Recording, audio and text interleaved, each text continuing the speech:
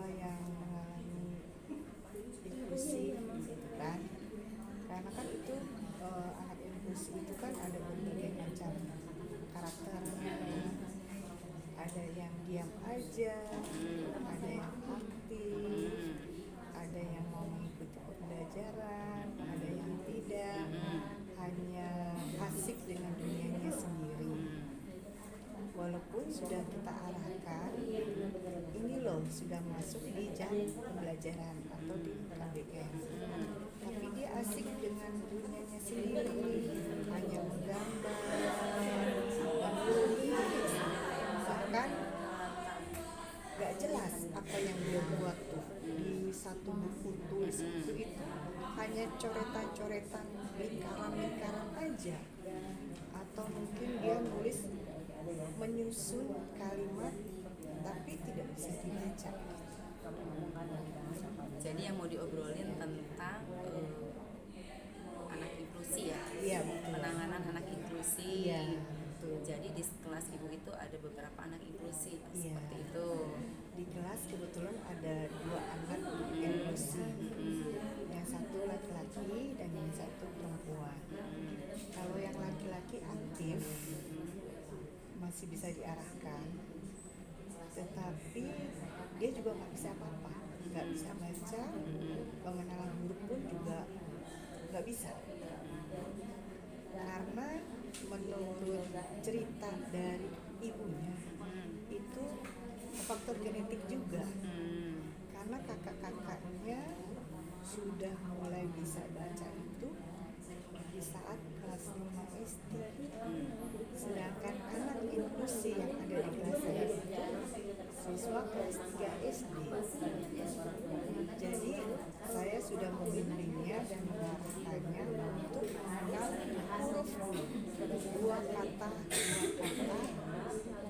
kadang paham, kadang tidak, kadang lupa dengan huruf apa yang sudah ditunjukkan atau yang diarahkan, dibalik lagi atau diurutkan ke depan lagi sudah mulai lupa.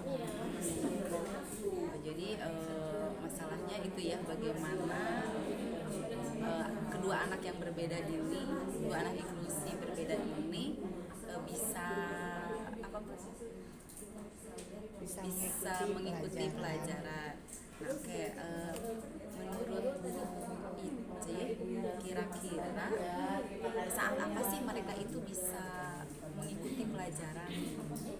Jadi pada waktu proses pembelajaran, aku memakai metode pendekatan secara hati atau secara kekeluargaan. Maksudnya itu anak itu dipanggil, duduk di depan, di meja saya di depan, kemudian saya suruh baca buku paket dengan 2 kata sampai urutan kelima, seperti itu. Jadi menurut Bu Titi mereka itu bisa mengikuti pelajaran kalau berdasarkan pendekatan kekeluargaan, seperti itu ya Bu ya. Ya, secara hati ya. Selain itu biasanya apa tuh, selain pendekatan kekeluargaan yang biasanya membuat mereka itu bisa mengikuti pelajaran? Menggunakan gambar, audio visual. Jadi lebih cepat menangkap dengan cara audio visual berupa gambar yang ada di buku atau nonton YouTube pembelajaran, atau di kehidupan nyata, menyontohkan dengan di kehidupan nyata. Contohnya seperti pulpen. Ini loh pulpen. Pulpen ini gunanya untuk apa? Nanti mereka menjawab untuk menulis. Jadi real yang kita berikan contoh real nyata itu yang cepat mudah dia tanggap. Seperti itu. Baik. Nah, tadi berarti ada 2 itu ya. Selain itu ada lagi?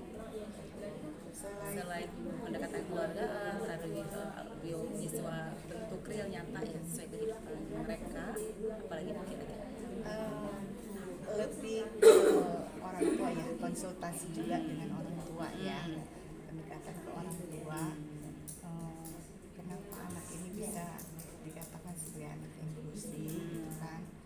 Ternyata ada faktor genetik, dan yang satu lagi karena memang sudah dari lahir dia ada keterlambatan, satu keterlambatan berbicara, kedua keterlambatan dalam menangkap pola pikirnya, beda dengan anak-anak yang umum.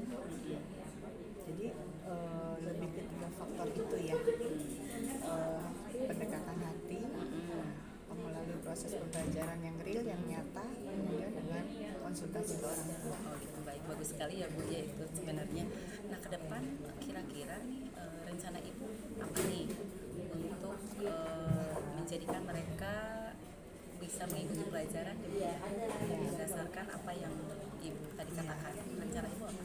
Rencananya saya akan berkonsultasi juga dengan orang tua kembali, akan memanggil orang tua kembali untuk kedepannya bagaimana itu anak bisa mengikuti proses pembelajaran di kelas. Jadi orang tua itu tidak hanya mengandalkan guru, karena guru itu di sekolah hanya berapa persennya, sedangkan di rumah itu waktunya yang lebih banyak dengan orang tua, dengan keluarga.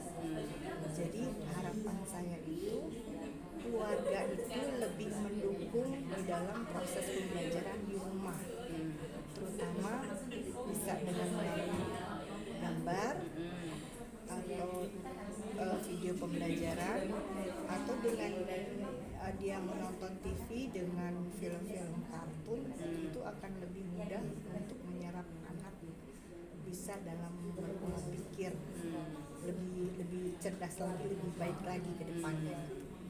Gitu ya. Nah selain rencana, misal rencana itu tidak berhasil, ada rencana lain nggak Pak yang kira-kira menurut Ibu nih bagus juga gitu? Ya, mungkin kalau rencana itu sudah diterapkan tetapi belum menunggu solusi yang baik, mungkin kita akan mendampingi guru pendamping khusus guru inklusi, mendatangkan guru inklusi, karena otomatis kita tidak bisa memegang hanya 2 anak itu saja, anak inklusi, sedangkan anak yang lain bisa ketinggalan pelajarannya atau keteteran, ya kan. Jadi memang perlu pendamping guru inklusi khusus untuk anak yang 2 orang itu yang inklusi. Ada lagi mungkin selain rencana yang lain?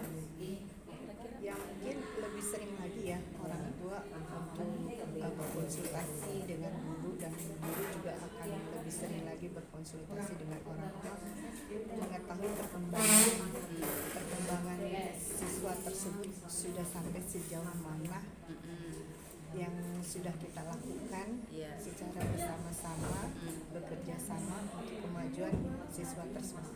Baik Bu, itu rencana Ibu ya. Nah kira-kira kapan Ibu mulai akan melakukan rencana Ibu nih?